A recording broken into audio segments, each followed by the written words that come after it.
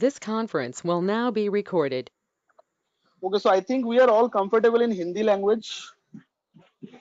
There will be no problem at all, I think. Okay with us? English, Hindi, both the combination? Fine. So we have more than 14 students right now with us. So guys, can you introduce yourself before starting the session? We have Aditi Sharma, we have Ashwini, Durga Prasad, Gaurav, Jairaj. So guys, can you introduce yourself? I mean, what is your stream and are you a student or working professional? So थोड़ा अगर आप लोग के बारे में थोड़ा अगर जानकारी देंगे तो हम लोग के लिए इजी होगा। तो हम लोग सेशन कुछ इस तरीके से प्लान करेंगे ताकि एक घंटा 1.5 घंटा जो भी हम लोग साथ साथ टाइम स्पेंड करें ऑन दिस वेबिनार, तो हम लोग के लिए थोड़ा इजी रहे। Yes,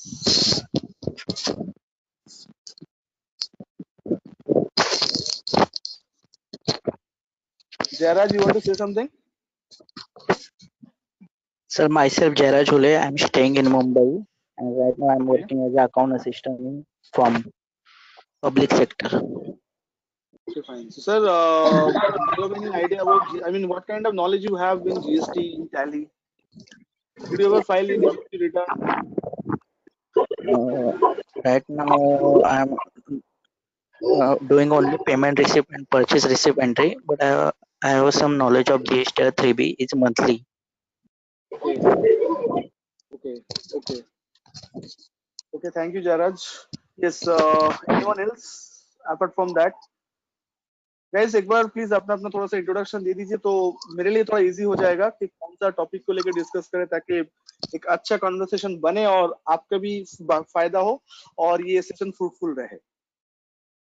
so Gaurav, we have Durga Prasad, Kiran, Lalit, Suhas, Sumit, Vijay, Yagnesh, and Yash. So, can you brief yourself? So some people is writing in the chat box. MCOM pursuing Aditi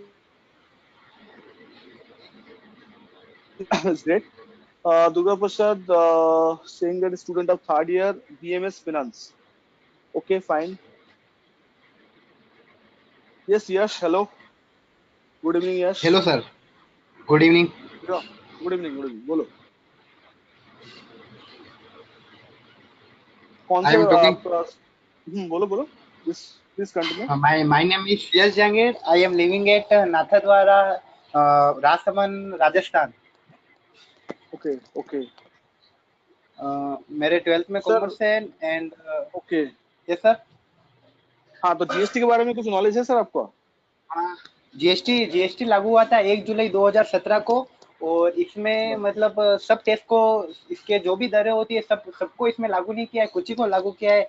जैसे अपन wine शराब को ले लेते, पेट्रोलियम पदार्थ ले लेते, ये खाद्य पदार्थ ले लेते, ये जीएसटी के दायरे में नहीं आती। जीएसटी 3 प्रकार की होती है, सीजीएसटी, एसजीएसटी और IGST. Yes. Okay, I understand. So you have the basic knowledge, right? या Okay. Thank you, Yash. Okay, fine. Anyone else? और कोई कुछ शेयर करना चाहोगे, बोलना चाहोगे? Hello. Yeah, hi.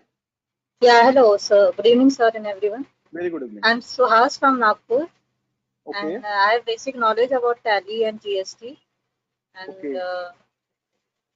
I look forward to working in the same area. So I wish to expand my knowledge both practically and Okay. theoretically, of course. Understood. Okay. Thank you, ma'am. So Yagnesh, studying BCom and also working as a junior accountant. Yagnesh, as an accountant आप क्या काम करते हो? मतलब कभी return file देखे हो, किए हो, कभी असिस्ट किए हो किसी को? Did you ever assist anyone to file the return, or did you ever file a return, GST return by your side? Okay, CD Maharashtra, studying MCom, Smith. Okay, last year. Basic knowledge GST, completed Tally RP9. Fine, very good. Kiran, student of third year BBA Finance. I want some knowledge GST R1, R2, R3, how to file GST return. Okay, everything except GST R1. Okay, fine. Okay, cool. Thank you so much for your lovely respond at the beginning of the session. Hope कि ये मजा आएगा आगे चल के हम लोग. So how to communicate with each other? I hope you have understood the mode of communication. We can write the question in the chat box, or we can unmute ourselves and say whatever we want to say. So let's start with the webinar topic. So पहले हम लोग agenda थोड़ा सा fix कर लेते हैं कि आज हम लोग क्या करें. देखिए, since it's a webinar, तो आप लोग को मैं गाइड कर सकता हूँ किसी पर्टिकुलर टॉपिक पे जो 1 घंटे में डिस्कस हो सकता है, जो आप लोग के साथ अच्छे से डिस्कस हो जाए, समथिंग लाइक दैट. तो टैली एंड जीएसटी दोनों कंबाइन करके एक कॉमन टॉपिक आज हम लोग स्टार्ट करते हैं. That is how to file GST 1. Okay, because I have seen that in chat box so many people is writing they know how to file GST 3B, how to handle that, but not filing GST 1, something like that. So what is GST 1? क्या GST 1 है, क्या होता है, something like that, ये भी हम लोग करते हैं. अच्छा, basic knowledge about the GST 1 and something. So let's do with some detailed knowledge of GST 1, GST 3B. तो चलिए शुरू करते हैं. So टैली विद GST आज हम लोग का टॉपिक या वेबिनार का सेशन हम लोग डिस्कस या स्टार्ट किए थे. तो start with the GST 1. Okay, कि GST 1 क्या है, कैसे फाइल करेंगे, something like that. So I'm requesting to all of you, please, whenever I am saying something, so please mute yourself so that everyone should listen properly. जब आपको कोई question race करना हो तो आप अपने आप क्वेश्चन करो, दैट विल बी बेटर. तो इससे क्या होगा कि हम लोगों का अगर बैकग्राउंड नॉइज है तो उसमें कुछ डिस्टर्बेंस नहीं आएगा. ओके, सो GST 1 हम लोग फाइल करेंगे. और क्या है ये GST 1, क्या है GST 3B? So let's have a discussion, brief discussion on it. So in India, जब से GST इंडिया में लागू हुआ है, जब से इंडिया में GST एप्लीकेबल हुआ, so basically 2 type of taxpayer you will find in the market. Okay, primarily you will find 2 type of taxpayer in the market after the introduction of the GST in India. Okay, so what are the 2 type? Number 1 is a regular taxpayer and number 2 is a composite taxpayer. GST में एक scheme है composition scheme. तो जो लोग composition scheme में apply करते हैं वो एक टैक्स पेयर होता है, और जो लोग रेगुलर स्कीम में अप्लाई करते हैं वो एक तरह का टैक्स पेयर होता है. दोनों में डिफरेंस तो बहुत है, बहुत सारा डिफरेंस है, lots of difference between the regular tax payer and composite tax payer, but there are some few similarities between them also. क्या सिमिलरिटीज है? आपका GSTN नंबर, आई मीन आपका रजिस्ट्रेशन चाहे रेगुलर स्कीम पे हो या आपका रजिस्ट्रेशन चाहे कॉम्पोजिशन स्कीम में हो, both of you shall be treated as a registered person under GST. तो जो कॉम्पोजिशन स्कीम में अप्लाई किया है वो भी अपने आप को रजिस्टर्ड कहलाएगा, और जो रेगुलर स्कीम में रजिस्टर्ड किया है वो भी अपने आप को रजिस्टर्ड कहलाएगा. Both are registered under the GST. जो लोग रेगुलर स्कीम में रजिस्टर्ड किए, मतलब अपने आप को रजिस्टर्ड किए विद GST, उन लोगों का क्या रिस्पॉन्सिबिलिटी होगा? देखिए, GST लॉ जब इंप्लीमेंट हुआ था, ड्राफ्ट रूल जब बना था, फिर GST जब इंप्लीमेंट हुआ था in the year 2017, so GST council has proposed lots of name of return form like 1, 2, 3, 4, 5, 6 till 9, but nowadays every return is not applicable till now, is not implemented yet, और market में नया form आने का भी बातचीत हो रहा है. इस साल लॉकडाउन के लिए या पेंडेमिक के लिए हम लोग का ये जो सिचुएशन है थोड़ा सा डिले हो गया, नहीं तो तय था कि इस current financial year 2020-21 financial year से थोड़ा GST फाइलिंग पैटर्न में थोड़ा चेंजेस या बदलाव लाए. सहज सुगम, आप लोग शायद न्यूज में नाम भी सुने होंगे. बट अभी का जो मार्केट सिनेरियो है, जो सिचुएशन है, लगता नहीं है कि गवर्नमेंट इमीडिएटली कुछ इफेक्ट करेगा, बिकॉज इश्यूज का भी दूसरा तरफ है. तो गवर्नमेंट ऑलवेज चाहेगा कि इसी में कैरी फॉरवर्ड कर पुराना वाला जो है. सो बेसिकली हम लोग को जो रेगुलर रजिस्ट्रेशन है उन लोग को मंथली और sometime quarterly 2 return file mandatorily करना पड़ता है, चाहे बिजनेस हो या ना हो. What are that? Number 1 is GSTR 1 and number 2 is GSTR 3B. I repeat, if you have taken a registration under regular scheme of GST, so you need to file GSTR 1 and GSTR 3B on a monthly basis or sometimes on a quarterly basis depending upon your turnover. GSTR 3B जो है, आपका turnover 0 हो या आपका turnover करोड़ों अरबों का हो, मतलब बिलियन मिलियंस पे टर्नओवर हो, 3B always has to file on a monthly basis. 3B always has to file on a monthly basis. But GSTR 1 जो है, GSTR 1 you can file either on a monthly basis or quarterly basis depending on your turnover. Say for example, for the current financial year 2020-2021, whether you need to file GSTR 1 monthly basis or quarterly basis, it depends on your previous year turnover or previous year aggregate turnover. So right now we are in 2021 financial year, our current financial year. So previous one is 1920 financial year. So if my aggregate turnover in 1920 financial year exceeds 1.5 crore, so from this financial year onwards, I need to file GSTR 1 on a monthly basis. I repeat, if my turnover or rather aggregate turnover exceeds 1.5 crore in previous financial year, that is 1920,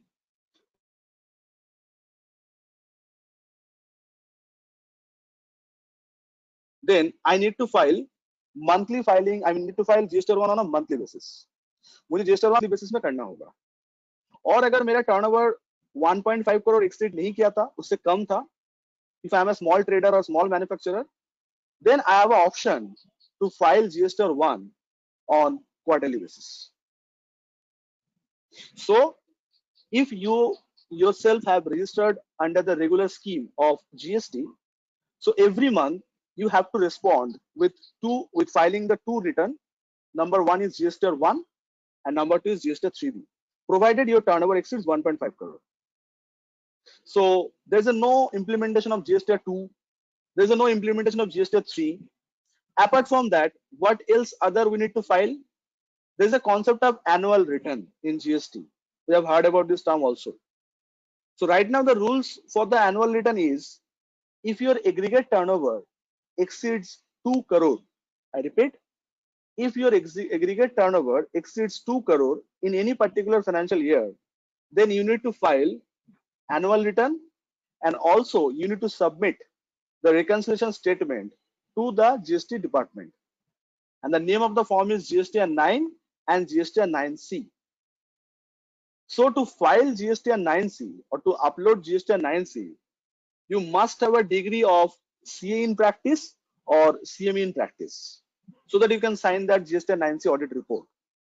हम लोग इसको GST audit report भी बोलते हैं. तो आज के date में अगर आप लोग रेगुलर स्कीम में GST में अगर रजिस्टर्ड किए हो, तो as a businessman, as a tax consultant, you have to know about your your targeted return form, जो आपको रिस्पॉन्ड करना है. नहीं करेंगे तो समटाइम्स आपको लेट फी लग जाएगा, नहीं करेंगे तो समटाइम्स आपको इंटरेस्ट भी लग जाएगा, समथिंग लाइक दैट. तो याद रखना, GSTR 1 एंड GSTR 3B आपको मंथली तो सबमिट करना ही पड़ रहा है, प्रोवाइडेड हम लोग का टर्नओवर 1.5 करोड़ से ज्यादा है. एंड साल खत्म होने के बाद अगर aggregate turnover, another liability of filing GSTR 9, that is called annual return, and along with that GSTR 9C, that is a GST audit report or reconciliation report. Composition also same rule apply? No, Jairaj, there's a no such rule for composition scheme. Composition के लिए क्या rule है? For the 1920 financial year onwards, composite taxpayer will file quarterly basis return, and they will pay tax also on a quarterly basis. And the name of the return form is CMP 08. There's a return form called CMP 08, which they need to file on a quarterly basis, so 4 times in a year, and they need to pay GST on also quarterly basis. And after that, for the entire year, they have to file one single return, that is GST 4. This is for the sir वो composition return tax. का नाम क्या? कौन सा? अभी आपने बोला ना लास्ट में रिटर्न 1 ईयर में, GST उसका नाम 4. 4. ओके, ये 1 है, कंपोजिशन के लिए वहाँ पे 4 है. कंपोजिशन के लिए 4 है. ओके 1 और ओके, कंपोजिशन के लिए 1 और 3 भी नहीं है. Is for the okay, regular, thank you. and composition के लिए GST 4, and that is also annual basis. And composite taxpayer को जो quarterly respond करना है, that is CMP 08. CMP 08 ये रिटर्न है सर? ये रिटर्न है, स्टेटमेंट बोल सकते हो, बट पब्लिक इसको रिटर्न ही मानते हैं। CMP 08 क्वार्टरली स्टेटमेंट ही बोल सकते हो, 4 लाइन का फॉर्म है। आपका सेल कितना है, परचेस कितना है, यही पूछता है वो लोग, और जितना सेल होता है उसके ऊपर 1% टैक्स आपको देना पड़ता है। ये 4 बार आपको CMP देना पड़ता है। 08 CMP 08, CMP stands for composition and 08 is a serial number. Okay, thank you sir.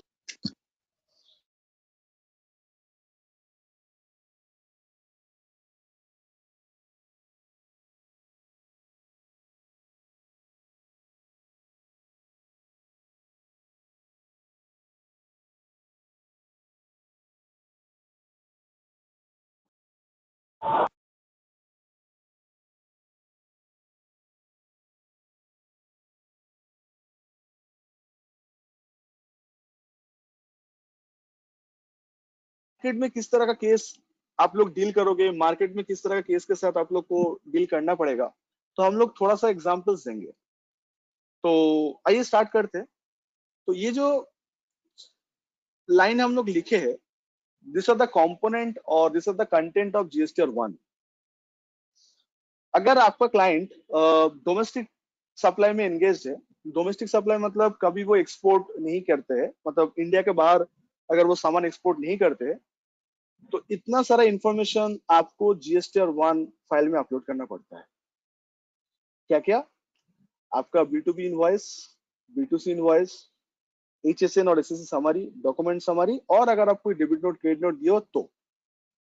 But सबसे पहले लाख बात का एक बात ये है सर कि GSTR 1 में हम लोग को अपलोड करना पड़ता है पूरा सेल्स का इंफॉर्मेशन। GST में ऐसे सेल्स परचेस हम लोग यूज नहीं करते, हम लोग बोलते हैं आउटवर्ड सप्लाई, इनवर्ड सप्लाई।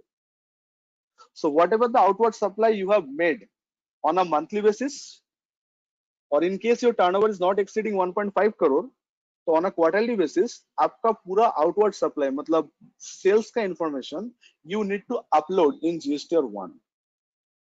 ये जो 5 component या 5 जो content आप देख रहे हो, that we need to upload in GSTR 1 in case of domestic supply, be it supply of goods or supply of services or both।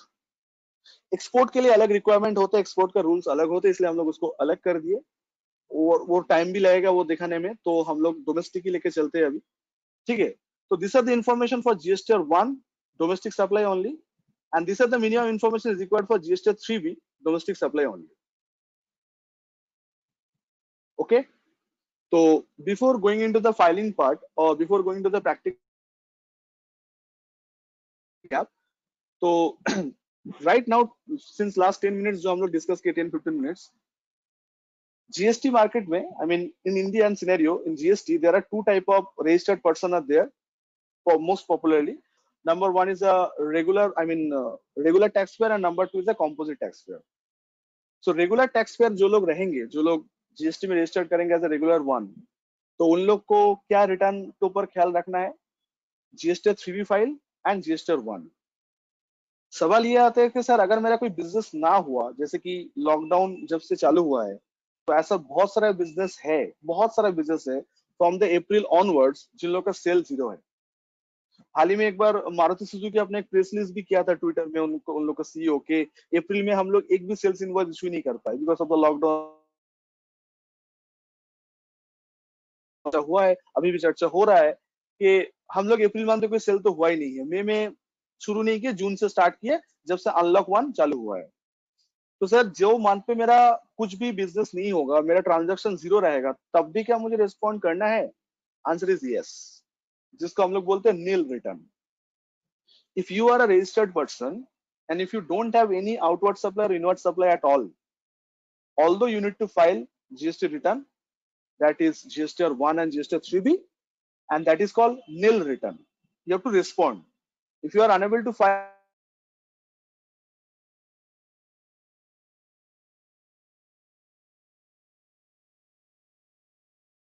the nil return, sometimes you will be penalized by paying the late fee.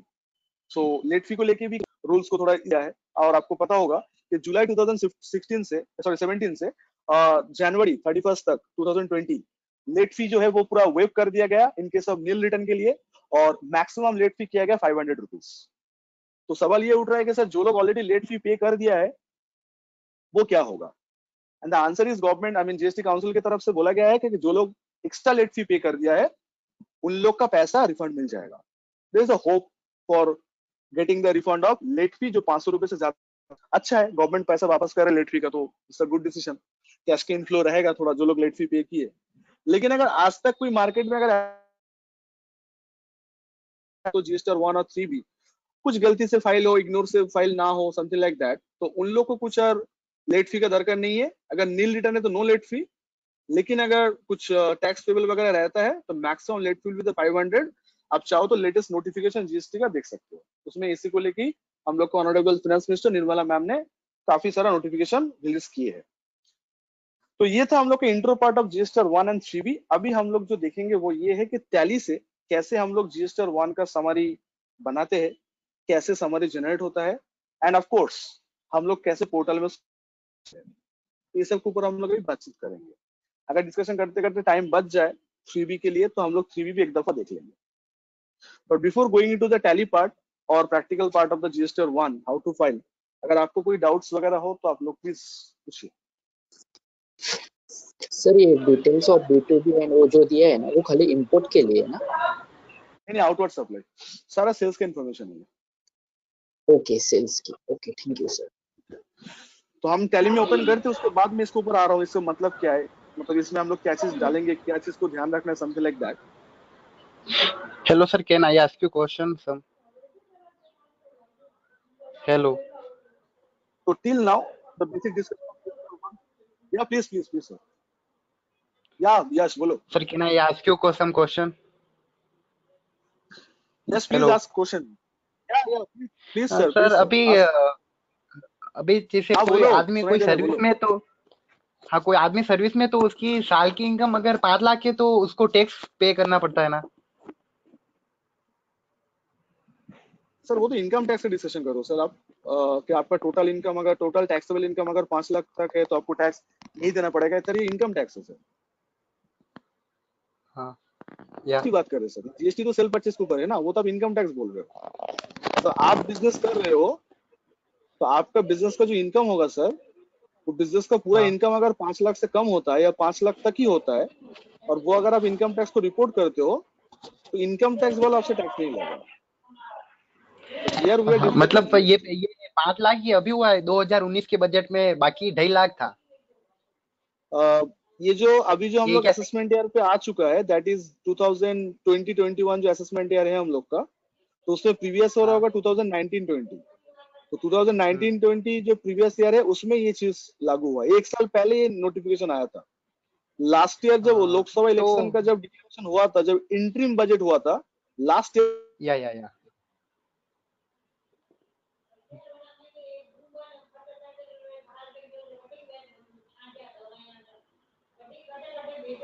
का बात करो, not this year, 2019 का बात कर रहा हूँ. उसमें उस टाइम पे हम्म, ये नोटिस आया था कि रिसेलेस कॉन्सेप्ट होता है. वो पहले 2,500 तक मिलता था, अब उसको 12,500 कर दिया गया. हाँ, तो अभी ये ठीक मतलब है. जो भी जिसी के बिजनेस होता है उसके अगर जीएसटी नंबर है तो उसकी जो इनकम होता है उसके ऊपर उसको डिपेंड करता है वो कितनी जीएसटी भरेगा. जीएसटी आपको डिपेंड करेगा आपका सेल्स के ऊपर सर. आपका सेल परचेस के ऊपर जीएसटी डिपेंड करेगा सर. आप कितना या सेल्स कर रहे हो, कितना परचेस कर रहे हो, थैंक इनपुट कितना, आउटपुट कितना, दैट इज फॉर जीएसटी. और आपका अच्छा नेट उसके प्रॉफिट ऊपर जो हो डिपेंड रहा है करता दैट है. Is for the income tax. हाँ हाँ, आपका नेट प्रॉफिट जो होगा उसके ऊपर आपका इनकम टैक्स डिपेंड करेगा. ठीक है. हाँ, नहीं वो मतलब ग्रोस प्रॉफिट पे होता है कि नेट प्रॉफिट पे होता है sir? Net profit, not only net profit, आपका टैक्सेबल टोटल इनकम. हम लोग ग्रॉस इनकम या से thank you sir. Deduction claim करने के बाद जो आते हैं उससे ये होता है. Thank you sir, carry on. ठीक है. या और किसी का कोई अगर क्वेश्चंस है तो please you can ask, so that हम लोग स्टार्ट करें. मतलब हम लोग का टास्क जो है अभी स्टार्ट करें. जितना सारे स्टूडेंट्स बताया था कि आप लोग को टैली का एंट्री करना आता है, सेल परचेस का एंट्री करना अच्छे से आता है, वो ऑफिस में करते भी हो एज ए जूनियर अकाउंटेंट और एज ए अकाउंटिंग असिस्टेंट. तो not only tally software, tally अलावा भी हम लोग का और भी सॉफ्टवेयर लाइक, जैसे कि हम लोग का ईस्ट पार्ट में, इंडिया का ईस्ट पार्ट में हम लोग टैली के साथ साथ हम लोग यूज करते हैं expert, busy, quick books. I hope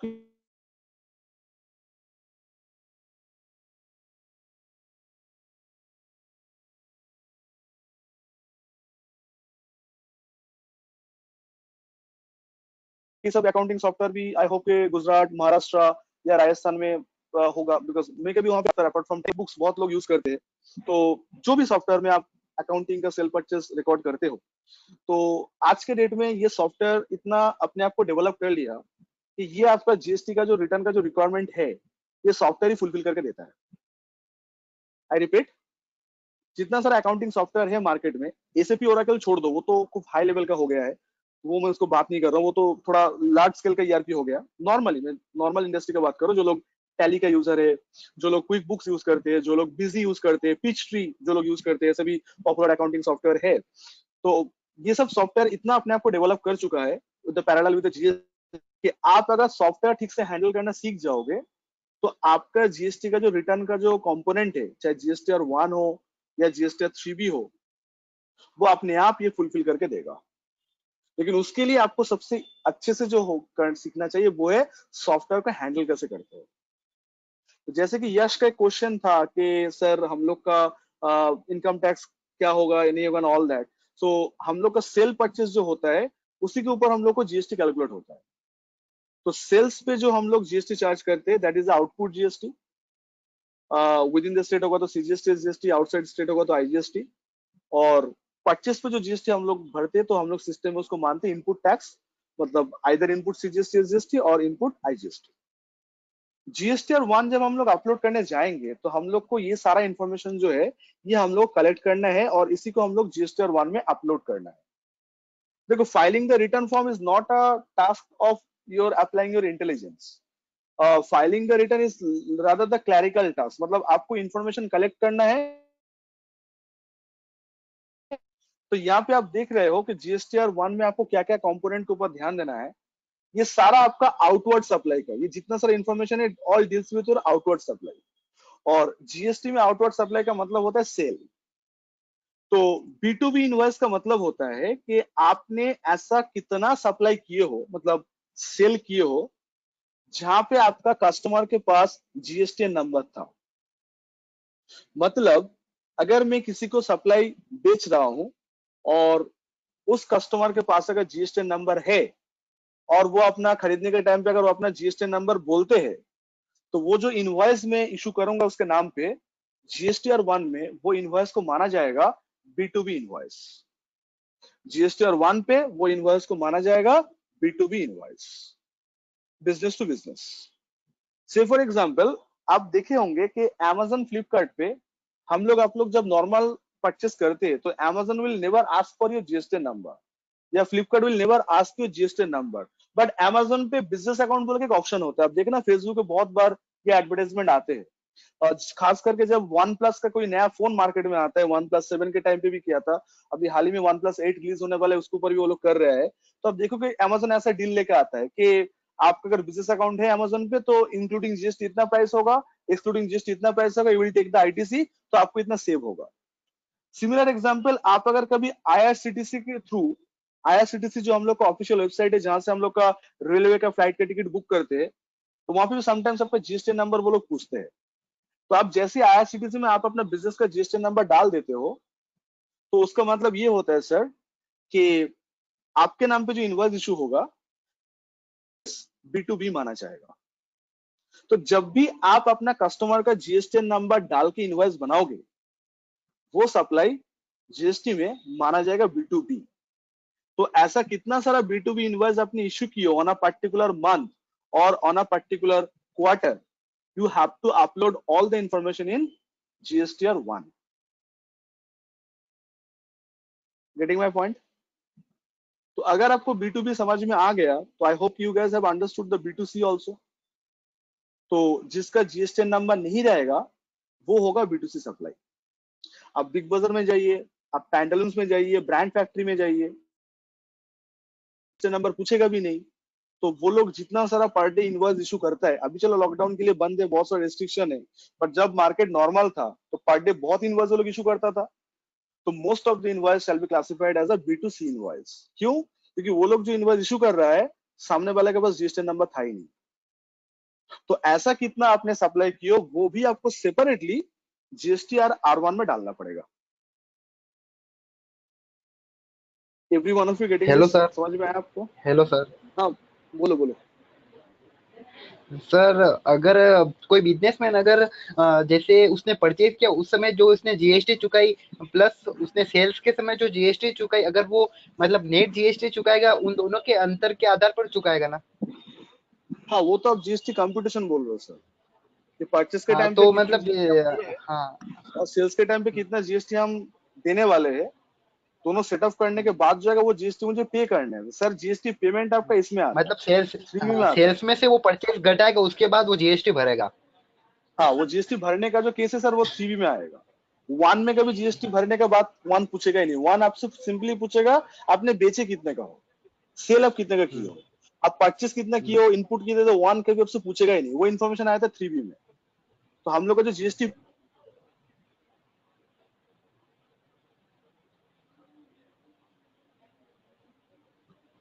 payment होता है वो 3B में होता है, वन पे नहीं होता है। One is all about your outward supply और पर्टिकुलर क्वार्टर। तो ऐसा कितना सारा कस्टमर को सेल किए हो जो रजिस्टर्ड था, क्योंकि वो supply shall be treated as a B2B supply. और ऐसे कितना सारा कस्टमर था जिसके पास जीएसटी नंबर नहीं था और वो सप्लाई ट्रीट होगा एज अ B2C सप्लाई। आपको दोनों अलग करके जीएसटी वन में अपलोड करना होगा। Thank okay, you. Third option होता है आपका HSN और ACC summary. HSN stands for Harmonized System of Nomenclature and ACC stands for Service Accounting Code। आप लोग जब DTH या फिर मोबाइल फोन रिचार्ज करते हो पेटीएम से या फिर कोई दूसरा ऐप से, तो उसमें देखना इनवॉइस जनरेट होता है। पेटीएम इनवॉइस मैंने कभी देखा नहीं है बट पेटीएम करके देता है। तो उसमें देखना पूरा बिल का ब्रेकअप आता है कि आपका रिचार्ज अमाउंट कितना था, जीएसटी कितना लगा, एंड उसके साथ देखना वो एक कोड लिख के देते हैं, एसीसी कोड बोल के, that is called service accounting code. और आप जब कोई ऑनलाइन सामान परचेस करते हो तो उसके साथ जो बिल आता है, आपका इनवॉइस जो जनरेट होके आपके ईमेल पे आते हैं, फ्लिपकार्ट, अमेजोन या कोई भी ई कॉमर्स ऑपरेटर जो आपके नाम पे जनरेट करते हैं, तो देखना उसमें भी वो लोग प्रोडक्ट का कोड मेंशन कर देता है। तो जीएसटी इंडिया में इंट्रोड्यूस होने के बाद जितना सारा गुड्स जीएसटी के दायरे में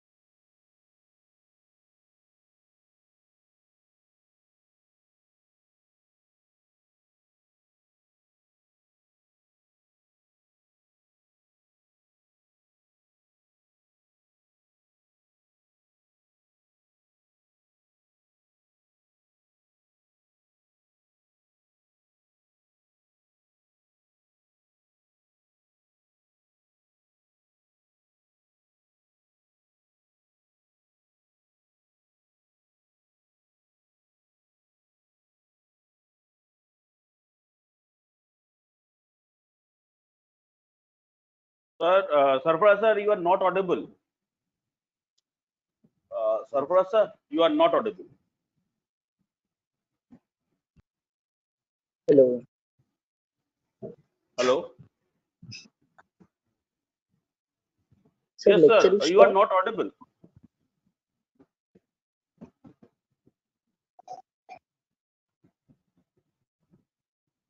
Sarfaraz sir, you are not audible, sir.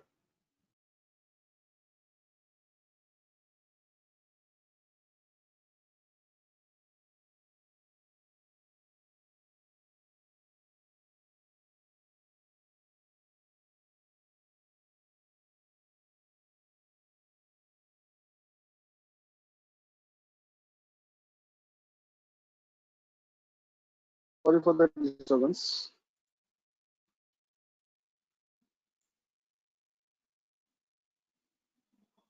Am I audible? Sir, Yes, you sir. are audible right now. Okay. Sorry for the disturbance. Okay. So HSN SSC summary के बारे में कुछ हम बोल रहे थे. Okay. Okay. I have got queries from Samir, Subhash, Kiran. Okay. Wait. Just give me some moment. I'm giving back to you. Okay. Okay. So basically, अच्छा. Let's अच्छा पहले HSN के बारे में complete कर लेते. ये क्या है नहीं है and all that. तो जो बात बोलते बोलते रह गया था प्लीज एक बार कंप्लीट करने थे. सो HSN वो कोड होता है जो कोड गुड्स के लिए है और सर्विस के लिए SSC कोड है. सो बेसिकली हम लोग का जो मतलब इनवॉइस होता है sales invoice. So sales invoice में हम लोग को 4 डिजिट एटलीस्ट HSN देना पड़ता है और मैक्सिमम 8 होता है, 8 डिजिट होता है और SSC कोड मिनिमम मैक्सिमम 6 ही होता है. आई रिपीट, आप जब सेल्स इनवॉइस इशू करोगे तो उसमें आपको मेंशन करना पड़ेगा HSN कोड. और आप अगर सप्लायर ऑफ सर्विस आप अगर हो तो आपको मेंशन करना पड़ेगा आपका SSC कोड. तो SSC कोड का मैक्सिमम मिनिमम लेंथ होता है 6 और गुड्स के लिए मिनिमम होते हैं 4, मैक्सिमम होते हैं 8. ओके. तो ये समरी, आप जितना गुड्स या सर्विस बेचे हो आउटवर्ड सप्लाई वो अपलोड करना पड़ता है. एंड फाइनली आता है डॉक्यूमेंट समरी. ये आपका इनवॉइस का सीरियल नंबर होता है. और आपका कोई अगर सेल रिटर्न हो, आपका कोई अगर प्राइस अप्स एंड डाउन हो, तो अगर उसके लिए आपको as a supplier, remember as a supplier, अगर आपको डेबिट नोट या क्रेडिट नोट देना पड़े तो वो भी आपको अपलोड करना पड़ेगा in GSTR 1. So these are the basic component which we need to upload in GSTR 1 at the time of filing for domestic supply. अब टैली कैसी ये सब चीज जनरेट करके देगा वो हम लोग को देखना है. In the meanwhile, I have got 2-3 queries, तो मैं एक करके रिप्लाई कर रहा हूँ. समर का एक क्वेरी है, how to claim ITC. Sir ITC you need to claim in GSTR 3B. आप जब GSTR 3B फाइल करने जाओगे तो उसमें आपके पास जितना सारा परचेस बिल आएगा, hard copy of purchase bill, पक्का बिल जिसको हम लोग बोलते हैं, टैक्स इनवॉइस, सो उसका टोटल करके जितना आपका इनपुट टैक्स बनते हैं, you can take the ITC for the time being. But there is a rule for claim of the ITC that is called matching rule. So GSTR 2A बोल के एक option आता है जहां पे आपके नाम पे सारा परचेस बिल अपलोड होता है. So you need to take care of that also. Okay. I repeat sir, आपके पास जितना सारा परचेस बिल है, whenever you will get the purchase bill, so you have to take the ITC of those purchase bill जिसमें अंदर GST component है, CGST, GST and all that. Okay. So yeah, see the ITC claim करने के लिए Tally में entry करिए ना करिए, that is not a big deal. आपके पास अगर इनवॉइस है that is eligible for ITC, you can get it. Tally we will be using for recording purpose. So purchase अगर हम लोग कर रहे हैं तो you have to record our all purchase bill. So Tally में रिकॉर्ड करने के बाद ITC क्लेम करेंगे, टैली में करने से पहले is nothing like that. If you have a purchase bill sir, you can take the ITC because that is your genuine ITC and you can claim that.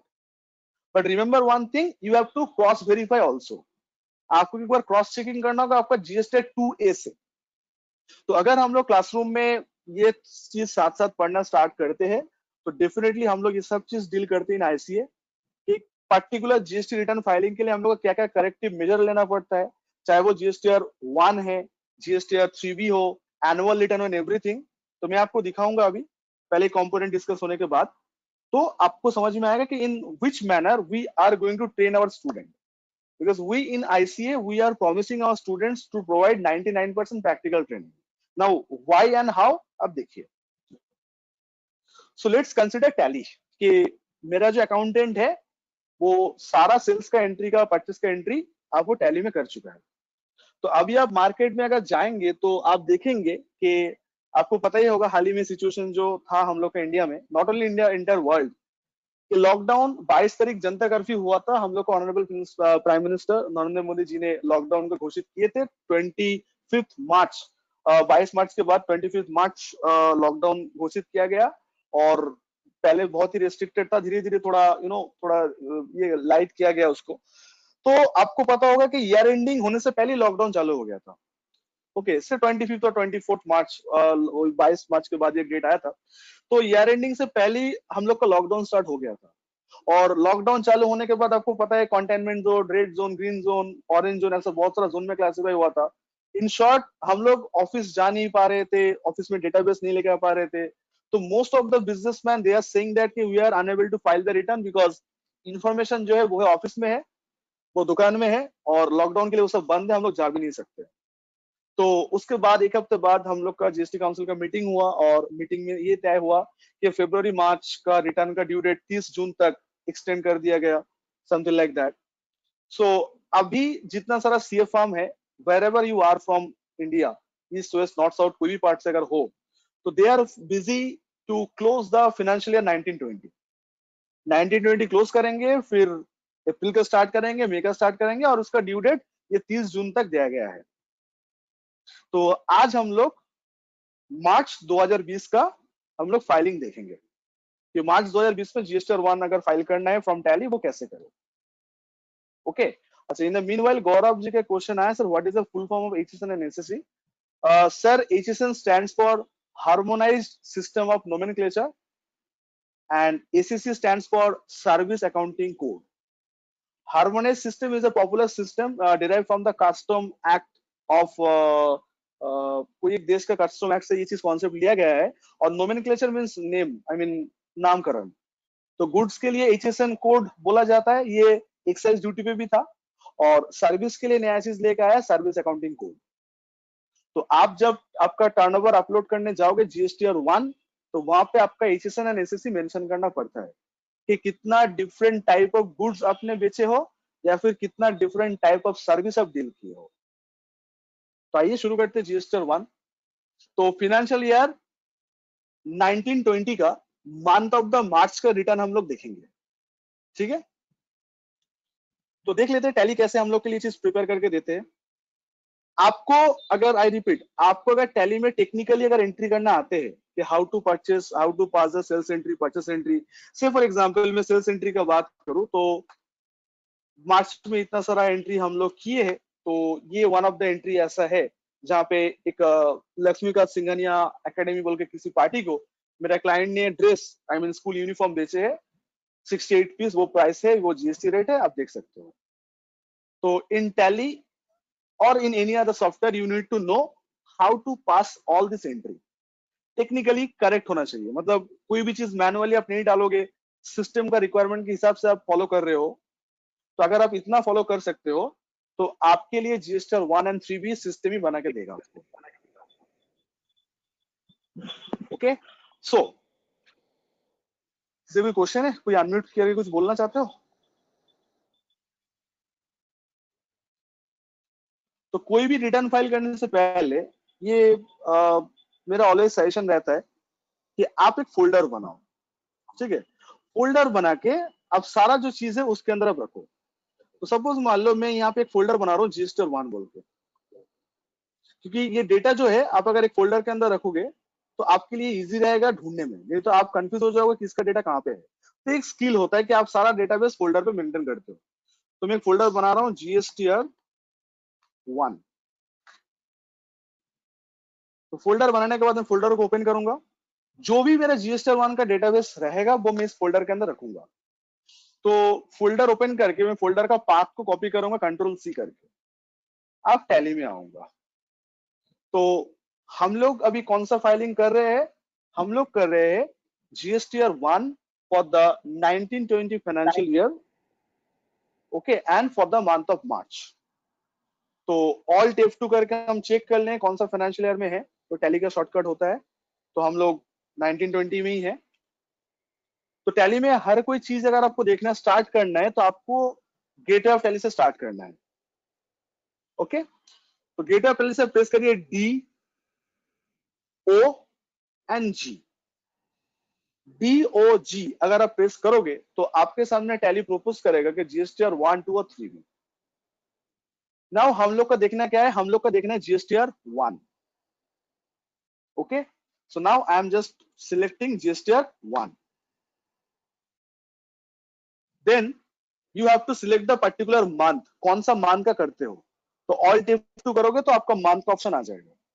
तो मुझे मार्च मंथ का देखना है, तो फर्स्ट मार्च 2020 टू 31 मार्च, ये मेरा total accounting total month होना चाहिए।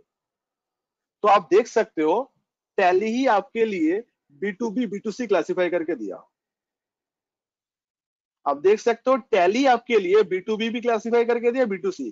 आपका B2B कुछ था ही नहीं, मतलब आप किसी ऐसे कस्टमर को सामान बेचे ही नहीं हो जिसके पास रजिस्टर्ड नंबर था। आपका सारा कस्टमर अनरजिस्टर्ड थे, इससे सारा सप्लाई किसके अंदर क्लासिफाई हुआ? B2C।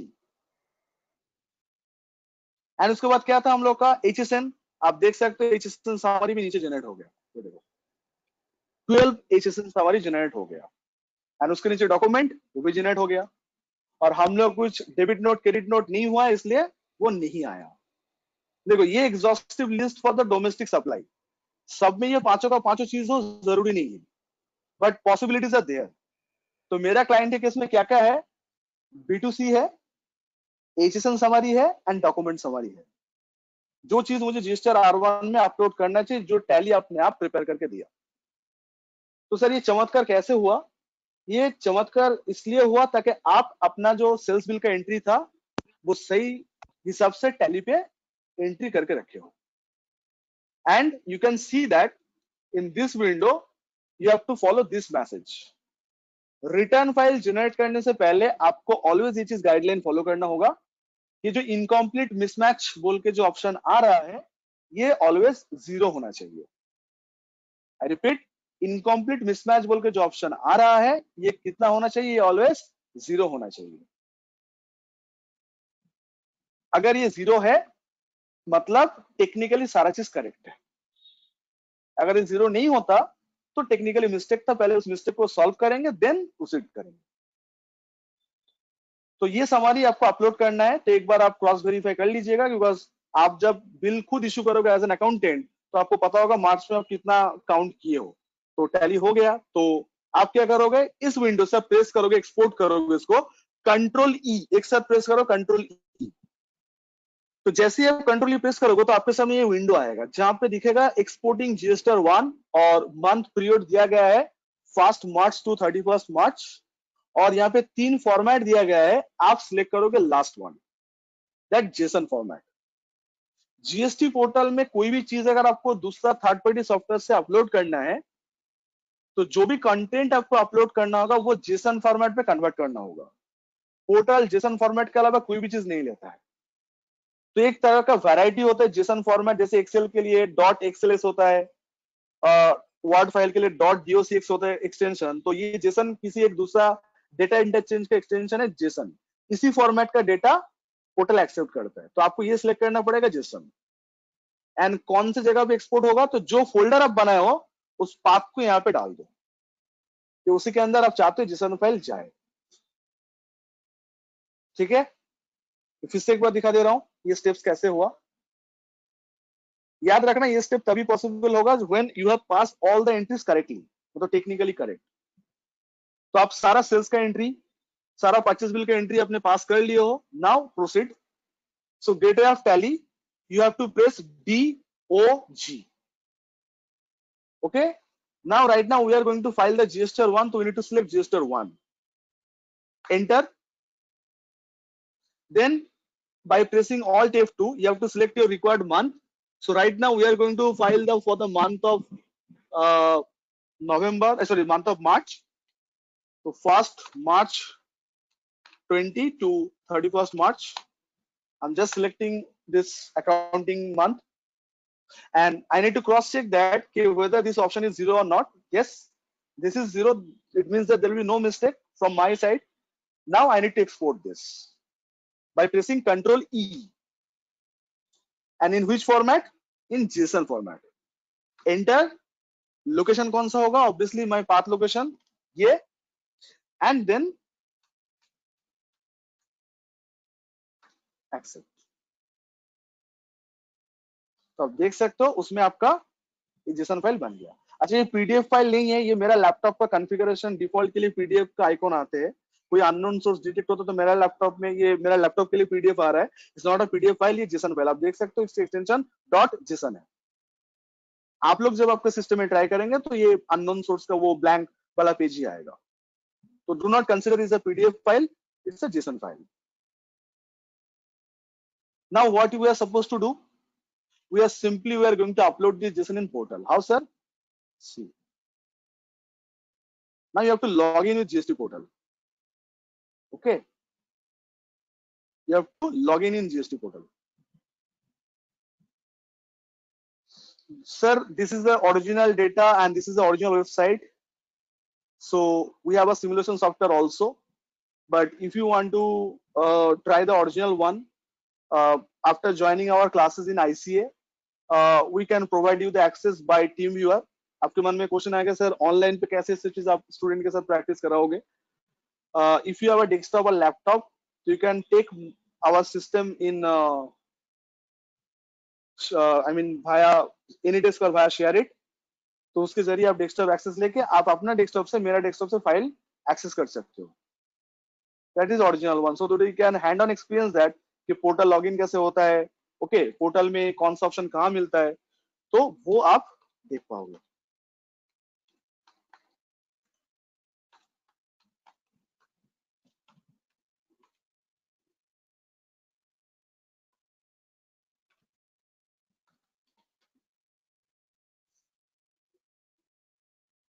Okay, so this is the official portal site जहाँ पे हम लोग का सारा फाइल वगैरह अपलोड करना होगा. तो कैसे होगा? सो JSON फाइल जनरेट करने के बाद आपको उसको पोर्टल में अपलोड करना है. तो कहाँ जाना है आपको? You have to click on return dashboard. Okay,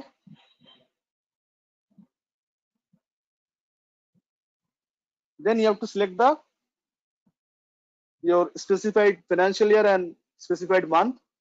So this is by default is coming 2019-20 March. हम लोग को यही combination चाहिए. Click on search. Okay, now you can see that these are the return form available. GSTR 1 and 3B. Sir and all respected sir and ma'am, GSTR 2 is not the filing part. It's only for the view only. ये खाली देखने के लिए होता है. और कोई exam sir मुझे वो ITC के बारे में पूछ रहे थे, तो ITC क्रॉस वेरीफाई इससे होता है. यहाँ पे आपका नाम पे वो सब बिल आएगा जिसका बिल का ITC से क्लेम कर सकते हो. तो GST में कॉन्सेप्ट होता है रिकंसिलेशन बोल के, परचेस रिकंसिलेशन, तब उसका दरकार होता है. तो अगर इन फ्यूचर हम लोग को मौका मिले तो हम लोग उसके ऊपर डिस्कस कर लेंगे. तो अभी हम लोग JSON फाइल अपलोड करना है. तो we have the JSON 1. So what we are supposed to do with that? In GSTR 1 there is option called prepare offline. अब देख सकते हो GSTR 1 में एक ऑप्शन है प्रिपेयर ऑफलाइन बोल के. So you have to click on prepare offline. जैसे आप प्रिपेयर ऑफलाइन में क्लिक करोगे आपको यहाँ पे ऑप्शन मिलेगा चूज फाइल बोल के. तो जैसे आप क्लिक करोगे चूज फाइल में, then you have to click on desktop. तो जहां पे आपने ये फाइल सेव करके रखे हो,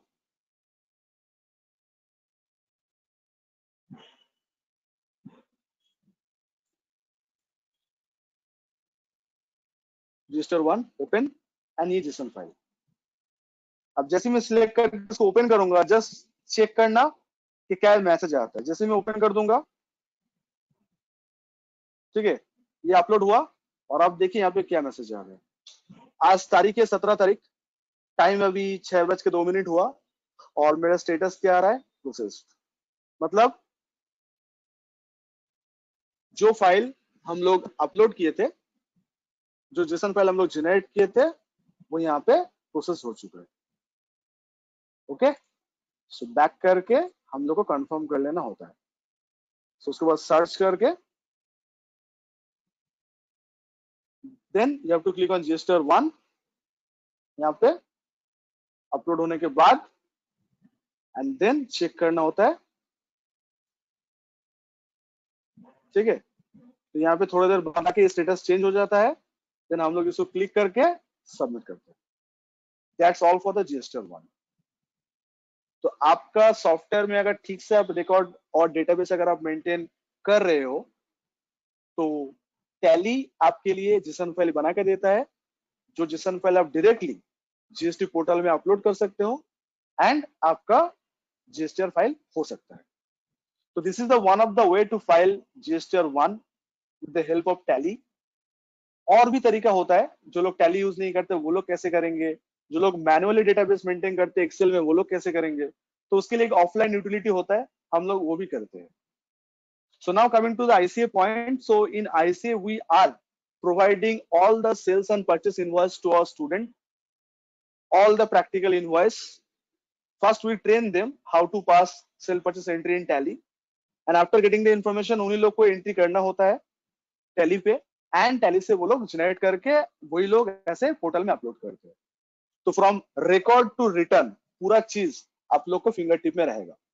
and how this part will be helping in, I mean how, मतलब हम लोग कैसे इसको ऑनलाइन पे करेंगे?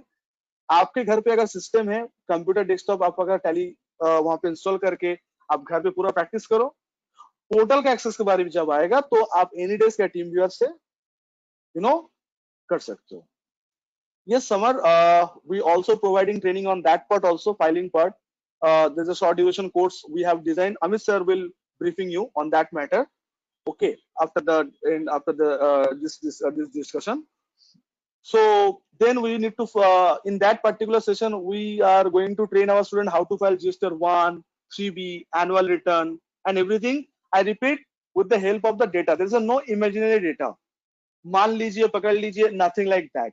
Exactly, exactly जैसे हम लोग मार्केट में बिल्स वगैरह मिलते हैं, we are providing exactly ditto that thing,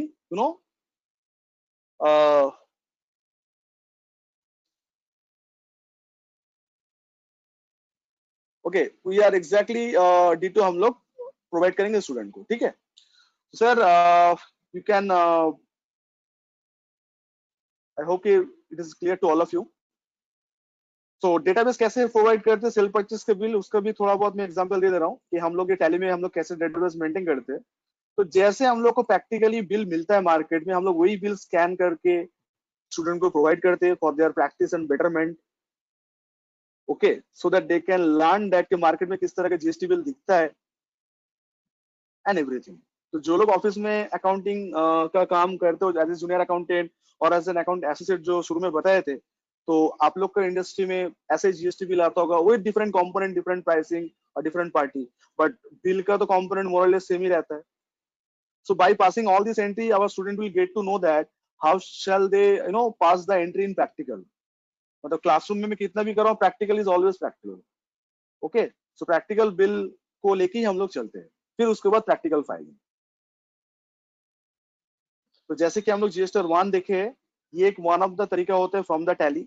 without tally कैसे जीएसटी 1 फाइल होता है उसका भी तरीका होता है. जब सर 4000 5000 इनवर्स होगा उसको हम डील कैसे करेंगे, वो भी तरीका है. Since we have a very short time of this webinar or something like that, तो इसलिए हम लोग एक सोचे कि एक ऐसा पैटर्न ले ताकि आप लोग को भी हेल्प हो, आप लोग को भी नॉलेज थोड़ा अपग्रेड हो. जिनको कुछ भी ना पता उसको पता चले कि रजिस्टर ऑन में ऐसा होता है, और जो लोग को पता है उन लोग का नॉलेज थोड़ा ब्रश अप हो जाए, सो दैट हम लोग का ये टाइम जो रहे थोड़ा प्रोडक्टिव रहे. That's why we have designed that webinar on the basis of this agenda. So यही हम लोग को शेयर करना था आज आप लोग के साथ. तो आप लोग के एंड से कोई अगर डाउट्स क्वेश्चन हो, आप एक करके पूछ सकते हो regarding the filing, GST matter and everything.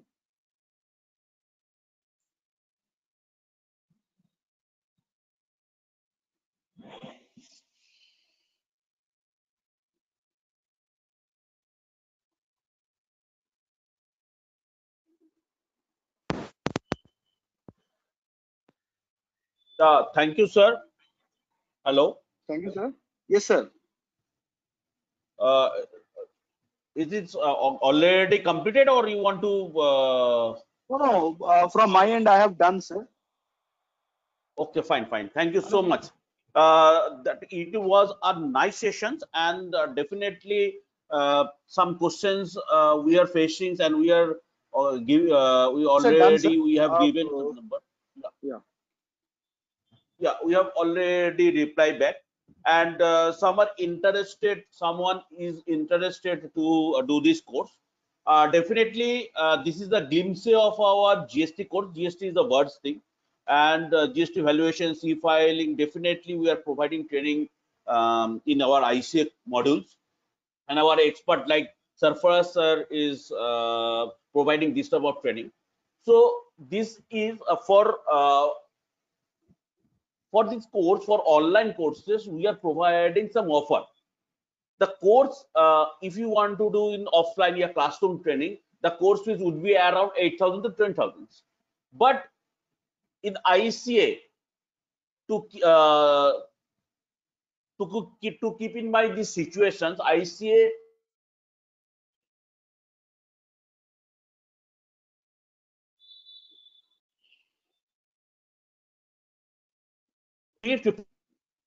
ICA is providing this course only 399. That is only 4,000. So this is the patients. The entire course you can get only 399. So I am writing down in the chat box. Someone is asking for the price and everything. So this course is 399, and for registrations you will pay only 399. I'm repeating once again, for registrations you can only spend 399, and the entire course fees is 399, and that course would be around 12 to 15 classes, and you can learn the entire GST, entire valuations, the e-filing things, which you are asking for. Definitely you can learn from this course. So only 399 you can get this course. This is the offer from ICA, and this is the online course. So if you want to do this course, or if you are interested to join this course, please write it down I in the chat box, so that we can connect with them, and definitely we can provide the brochure, provide the others details also. So please, those are interested, please write it down I in the chat box. Myself, Amit Datta, I'm looking after the Ahmedabad zones, and I am also providing my number also, so that it will be help for you. Just I'm giving my number in the chat box. Hello, sir. Yes, who might? Yes, sir. Sir, Whom I am my talking name with? is Gaurav. Hello. Hello. Yes, sir. Sir, my name is Gaurav, sir. Sir, मेरा एक question था. Acha, you want to ask any questions to Sarfaraz, sir? Yes, sir. बोलिए Okay, बोलिए sir. बोलिए बोलिए sir. Sir, what is the full form of HSN or SSE? HSN stands for Harmonized System of Nomenclature, and ACC stands for Service Accounting Code. Goods है तो ऐसा आपका goods का coast code रहेगा 6006, at least 4 character. ये कपड़ा का, garments का HSN कोड है 6006. ओके, एंड इसके लिए मैक्सिमम सर 8 कैरेक्टर होते हैं. सर HSN कोड हम सर कहाँ इस्तेमाल कर सकते हैं? आप जब सेल बिल यूज करोगे तो हर एक सेल बिल पे आपको HSN कोड मेंशन करना पड़ता है. आप जब प्रोडक्ट में डील करोगे, ऐसे ये लोग प्रोसेस नीटेड फैब्रिक्स बोल के प्रोडक्ट में डील किया, तो उसके बगल में ये उस लोग का HSN कोड डाला. तो आप जब भी सेल बिल इशू करोगे, सेल बिल में आपको ये HSN कोड डालना पड़ेगा, और GSTR 1 पे इसका समरी आपको अपलोड करना पड़ता है. तो for the time being GSTR 1 and annual return पे भी हम लोग के डालना पड़ता है, और हम लोग जब बिल इशू करेंगे तो ऑब्वियसली उसमें ये कोड डालना पड़ता है. Okay, sir. Okay Thank Gaurav. you, sir. Yeah. Yes, sir.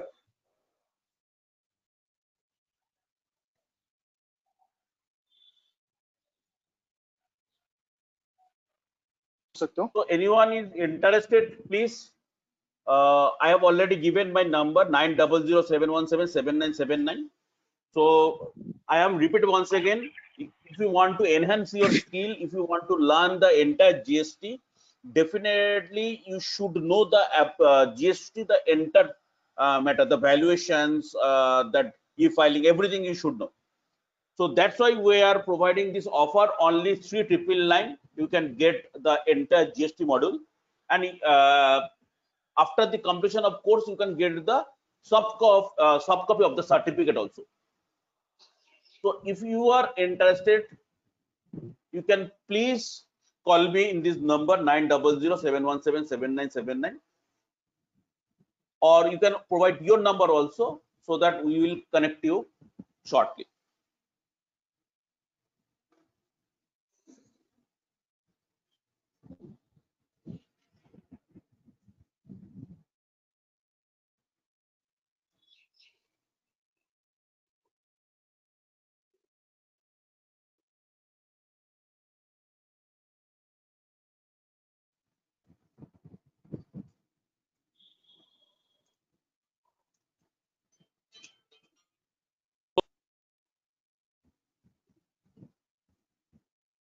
thank you, Mr. Subir. I am taking your number so that definitely I will